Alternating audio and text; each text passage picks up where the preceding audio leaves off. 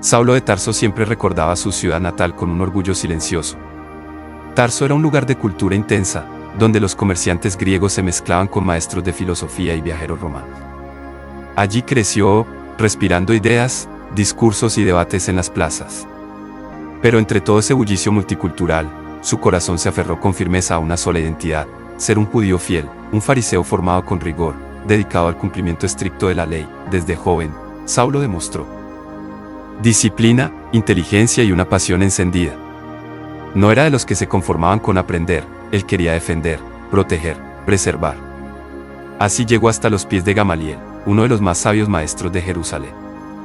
Bajo su tutela, Saulo creció en conocimiento de las Escrituras, pero también en una determinación férrea: la ley debía guardarse a toda costa. Con el paso del tiempo, surgió en Jerusalén un movimiento que llamó la atención de todos, un grupo de hombres y mujeres. Aseguraba que Jesús de Nazaret, aquel crucificado a las afueras de la ciudad, había resucitado. Y aún más, proclamaban que él era el Mesías, el esperado desde siglos. Saulo veía ese anuncio no como esperanza, sino como un peligro mortal. Para él, ese mensaje desafiaba los cimientos del judaísmo. No podía permitirlo. La persecución inicial, la convicción de Saulo lo impulsó a convertirse en perseguidor. No lo hacía por crueldad, sino por celo. En su mente, estaba defendiendo a Dios. Así, con autorización de los líderes religiosos, comenzó a arrestar a los seguidores del camino, como se llamaban entonces, y a entregar a muchos para ser interrogados, castigados o encarcelados. Cuando Esteban, uno de esos discípulos, fue llevado ante el concilio y finalmente apedreado, Saulo estuvo presente. No lanzó ni una piedra, pero cuidaba los mantos de quienes lo hacían. No sintió compasión, sintió convicción.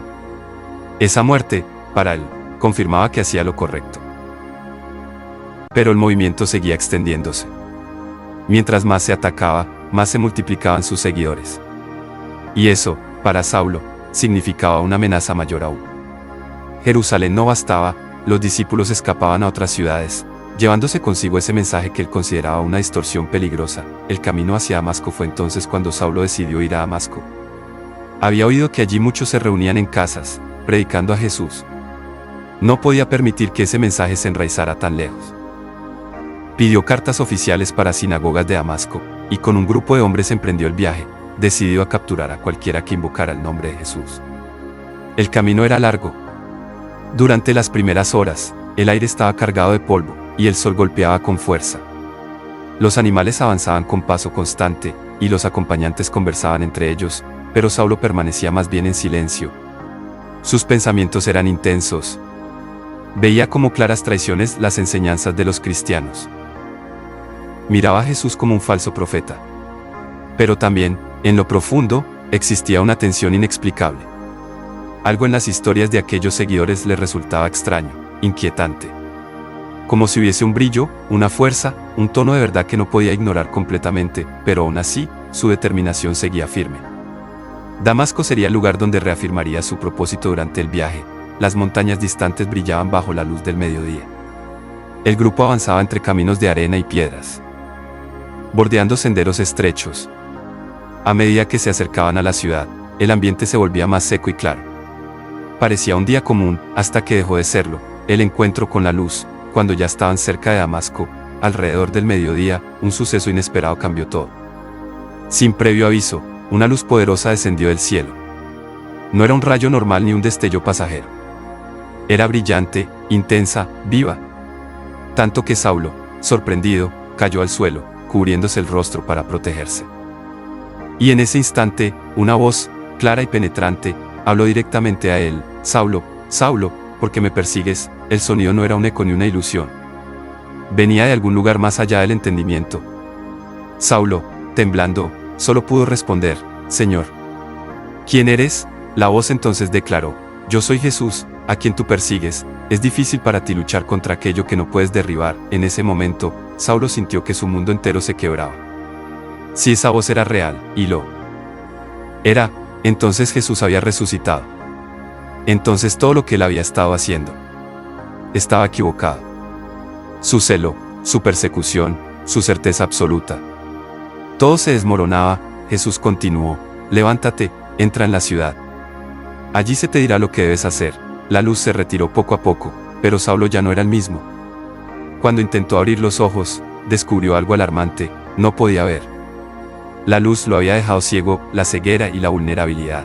Sus compañeros, confundidos y aterrados, lo ayudaron a ponerse de pie. Ellos habían visto el resplandor, pero no comprendían del todo lo ocurrido. Sin embargo, tomaron a Saulo de la mano y lo guiaron hacia Damasco. El hombre fuerte, seguro, decidido, había quedado reducido a alguien dependiente y vulnerable. Durante 3 días, Saulo permaneció sin ver. No comió ni bebió. Estaba sumido en un silencio profundo, enfrentando su interior como nunca antes. Pensó en Esteban, en las palabras que había escuchado de los cristianos en la serenidad de aquellos que había perseguido. Y pensó en Jesús. ¿Qué significaba todo esto? ¿Cómo podía redimirse? ¿Qué se esperaba de él ahora? Eran preguntas que se repetían una y otra vez mientras esperaba en oscuridad. Ananías, el discípulo. En otro lugar de la ciudad vivía un discípulo llamado Ananías. Era un hombre respetado, devoto y parte de esa comunidad que Saulo venía a perseguir. Una noche, el Señor le habló. Ananías, él respondió con temor: aquí estoy, Señor. Entonces la voz le dijo: ve a la calle llamada derecha y busca en casa de Judas a un hombre llamado Saulo de Tarso. Él está orando. He mostrado en visión que tú entrarás y pondrás tus manos sobre él para que recobre la vista. Ananías dudó. Conocía la reputación de Saulo. Sabía que venía con autoridad para arrestar a los seguidores de Jesús. Pero el Señor le respondió: ve, porque él es instrumento escogido. Llevará mi nombre ante pueblos, reyes e hijos de Israel. Yo le mostraré cuánto tendrá que padecer por causa de mí. Nombre. Con temor y obediencia, Ananías fue. La transformación al entrar en la casa, encontró a Saulo sentado, aún ciego, en silencio. Ananías se acercó y puso sus manos sobre él.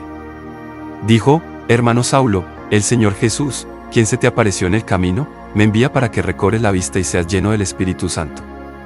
Entonces, como si escamas cayeran de sus ojos, Saulo recobró la vista. Su primera mirada fue a Ananías, aquel hombre que mostraba una mezcla de valentía, confianza y compasión. De inmediato, Saulo pidió ser bautizado. En ese acto, dejó atrás su pasado de persecución. Su corazón, antes endurecido, había sido quebrantado para renacer. Comió, recuperó fuerzas y comenzó un nuevo capítulo. Nueva vida, nuevo propósito. Los días posteriores fueron sorprendentes para todos en Damasco. El mismo hombre que había venido a destruirlos comenzó a proclamar que Jesús era el Hijo de Dios. Las personas se preguntaban: ¿no es este el que perseguía a los que invocaban ese nombre? Pero Saulo no titubeaba. Su celo seguía intacto, pero ahora estaba encendido por verdad, misericordia y gracia. La transformación era profunda. No solo cambió su manera de pensar, sino la dirección entera de su vida. Este Saulo, cuyo nombre luego sería Pablo, se convertiría en uno de los más grandes misioneros, escritores y formadores del cristianismo. Pero su historia de conversión siempre sería un testimonio vivo de que nadie está demasiado lejos de la gracia, y de que incluso el más fervoroso opositor puede ser tocado por la luz divina. Reflexión final: el viaje a Damasco no fue simplemente un trayecto físico. Fue un viaje interior, un choque entre convicción humana y verdad eterna, un encuentro con la luz que transforma. Saulo salió de Jerusalén como perseguidor y llegó a Damasco como discípulo. Su historia sigue recordándose como una de las conversiones más dramáticas y significativas de todos los tiempos, un recordatorio de que la luz puede romper cualquier oscuridad, y que incluso los corazones más duros pueden volverse instrumentos de amor.